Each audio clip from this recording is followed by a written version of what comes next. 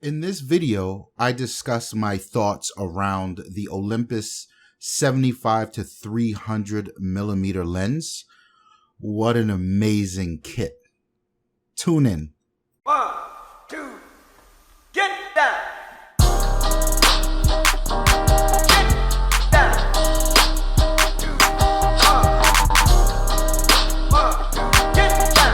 What is the deal, beautiful people? My name is Ramon. Welcome to the channel.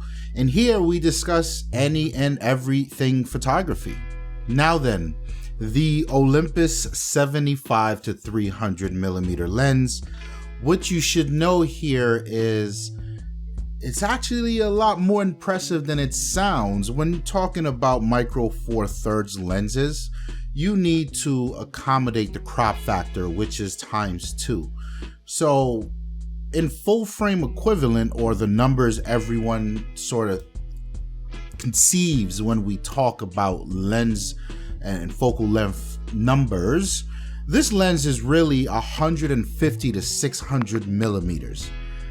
Wow. Now, what led me down the chase or the route to even have a lens like this in my collection is Manhattan Hinge, right? Like every year or twice a year, I think, there's this event called Manhattan Hinge in New York, and that's where the sun sets perfectly along the grid of the buildings in the city.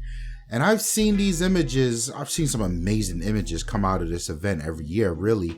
But I've seen some images where the sun is huge.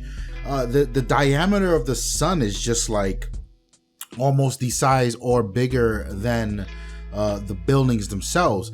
So it kind of sent me down this rabbit hole of like, how are these people doing it, right? Like, I didn't have the experience or really the hours into photography to understand how this is working prospectively, right? And I didn't account focal length, but by doing the research, I pretty much found that you need a long focal length to pull this off. And the important ingredient here and why long focal lengths do this or have this effect is really compression. And really what that means is objects in the foreground and objects in the background, when using long focal length lenses, it compresses them to sort of be on the same plane. And it's this really wild it's this wild perspective trick. And as you see the slideshow of images that I've captured, you will sort of understand this. Now that I've sort of got it together and I understand this perspective trick, right? I don't know how else to phrase it. It's really amazing. And I got my hands on the lens. Then I started to see for myself what a game changer this is.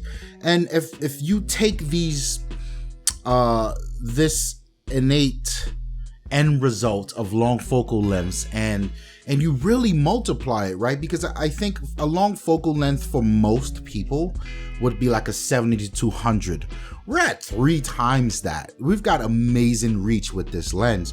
And as you start to unpack what that can do for you in not only portraits, but landscape work and street photography, yes, street photography, it really opens up this super addictive sort of perspective that I just can't get enough of, right?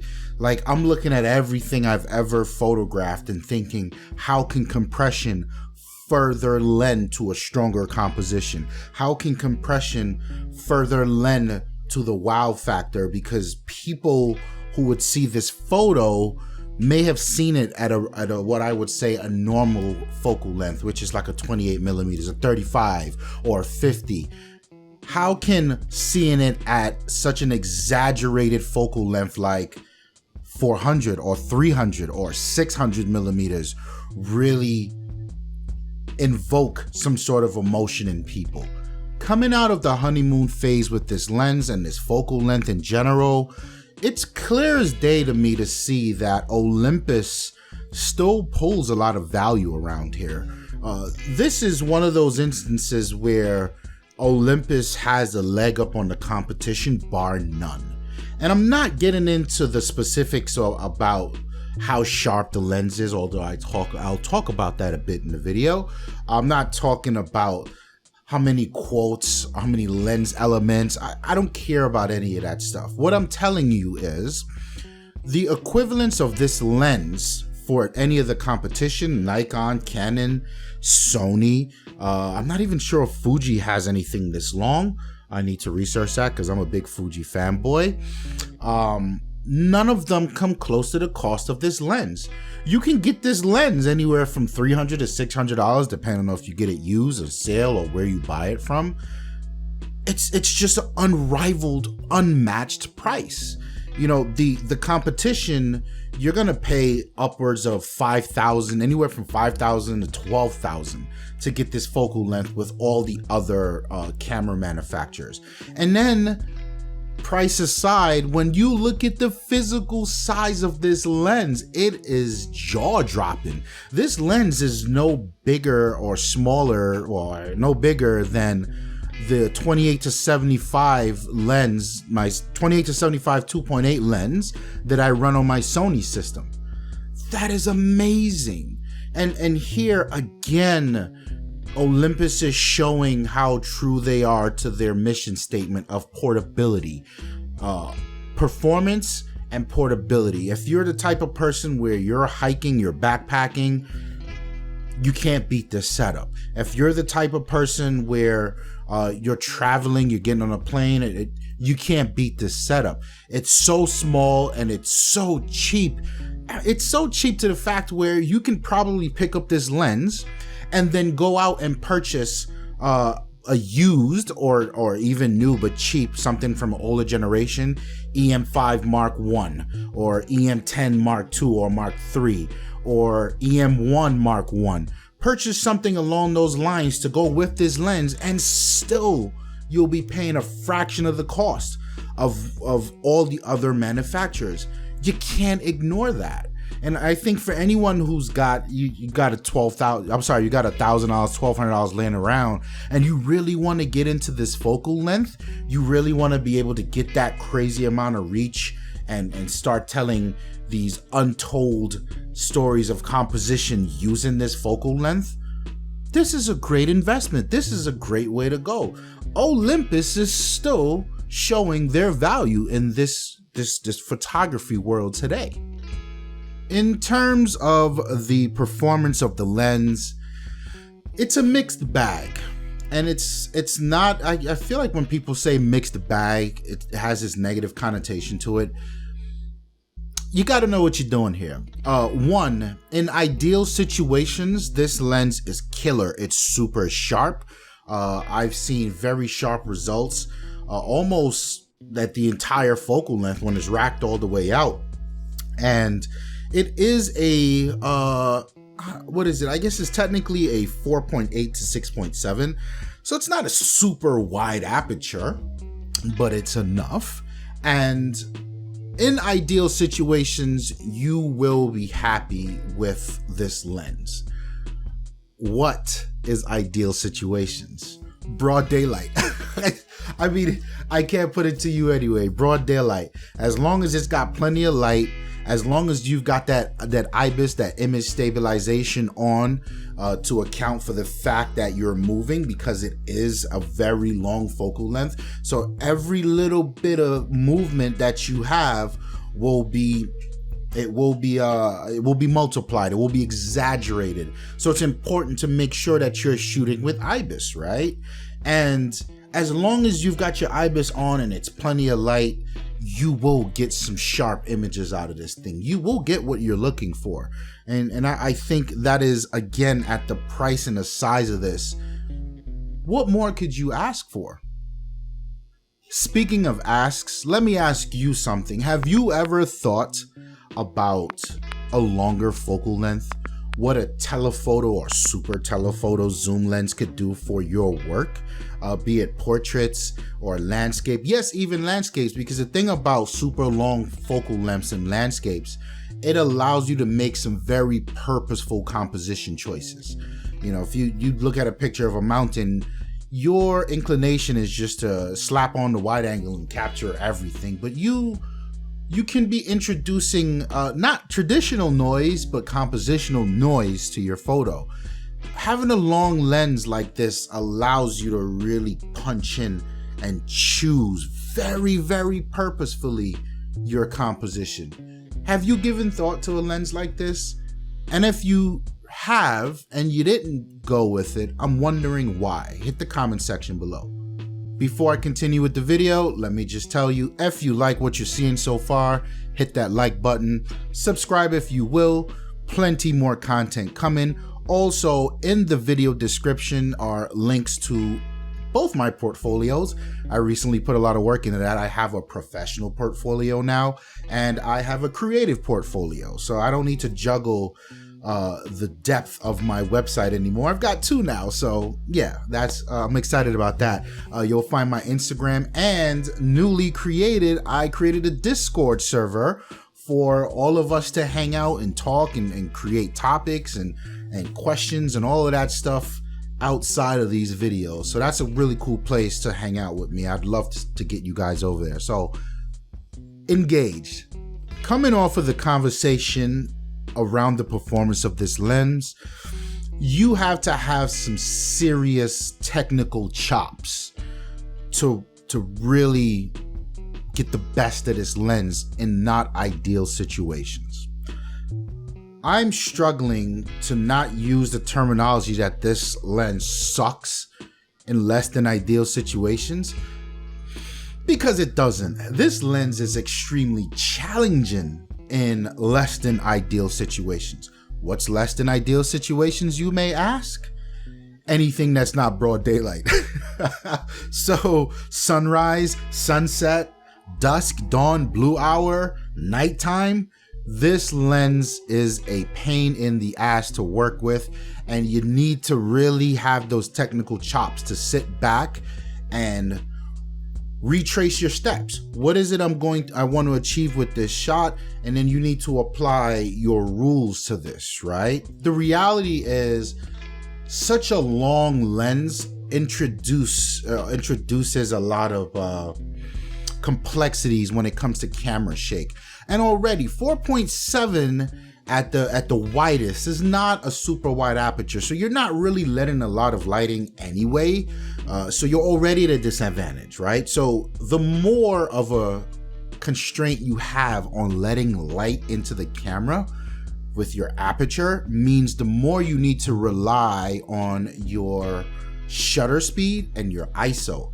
Now, you know as well as I do, and I've never hid this about Olympus, they're not the greatest when it comes to noise. So you need to protect the ISO. So that leaves me squarely with the idea of putting a lot of weight on the shutter speed to balance out my composition. Because I'm putting a lot of weight on the shutter speed means I'm introducing a problem of camera shake. So for instance, let's say there's a sunset I'm going to be going with. I'm going to try to have this guy wide open at 4.7, right? And let's say I'm at 500 millimeters for argument's sake. This thing is racked out. And at 500 millimeters, any little bit of wind is going to cause the camera to shake. It's going to cause the lens to shake.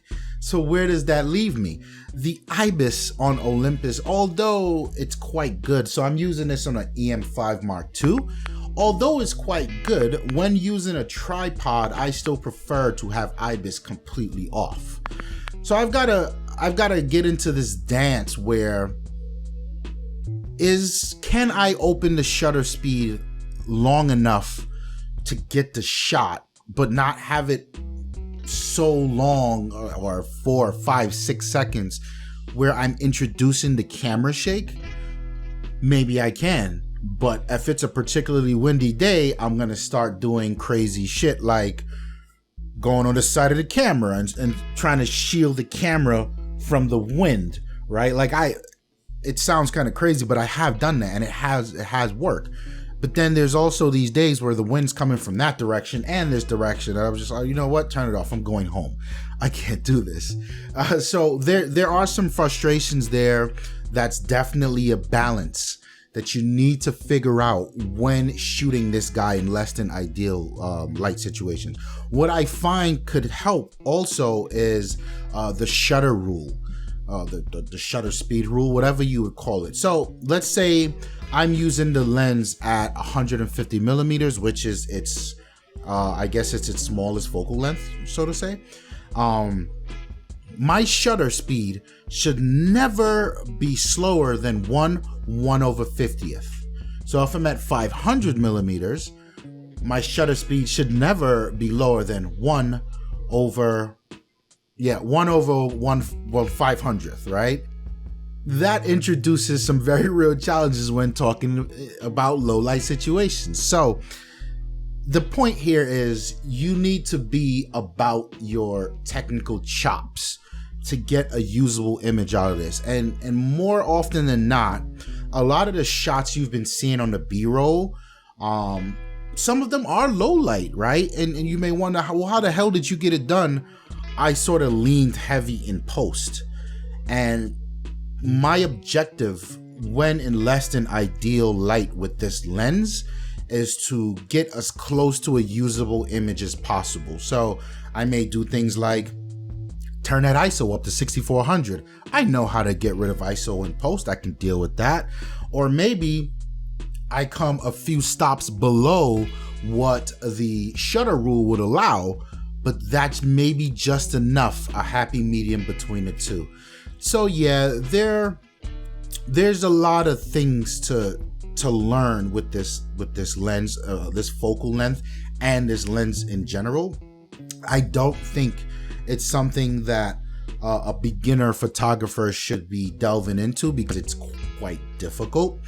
But if you've established yourself and you're well within your art, you're well within your understanding of composition and the exposure triangle, this lens opening up a world of what a focal length like this offers is such a valuable tool for you, not only your work, but it's just such a pleasurable experience. Like, I can't tell you, every time I take a picture of the moon, I just sit back and go, my God, never in a million years would I have thought I could have gotten a shot like this. Every time I take a picture of the sun setting and I place some sort of structural element in the scene to show the grandeur of the sun and really the horizon line, I'm just like, wow, this is the shit I only see in movies. And here it is. Now I'm learning how to do it myself. So yes, the Olympus 75-300 is it's an advanced lens for an advanced photographer who is just willing to explore another realm of his or her art or art form. But I think it is one that is well worth it. I think it is one that is very obtainable given the price. And even if you're not in the Micro Four Thirds system, you can afford to get this lens and a camera for a very reasonable price. And I think it's something everyone should explore. And also the size. Having this lens on my camera in my camera bag when I'm out and about literally adds very little extra weight to that kit, right? And I'm talking either I'll have my Fuji most days, or if I'm doing a professional shoot, I'll probably have my Sony with the 28-75 on there. It's wild how what an amazing companion this kit, this lens and camera combo gives me. Like I can't say enough good things about it. And you guys know I'm been a huge supporter of Micro Four Thirds. It's been a rocky future or a rocky outcome. You know, Olympus sells the company. People don't know what's going on. Now is the time. The camera system is getting cheaper because people are worried they're jumping ship. Perhaps now is the time for you to jump in and secure what I really think and truly is a gem in the photography world. Even if the only thing this camera and lens will do for you is extreme focal lengths, you need this in your kit. My name is Ramon. Thank you for checking out the video. I'm out of here. Peace. 1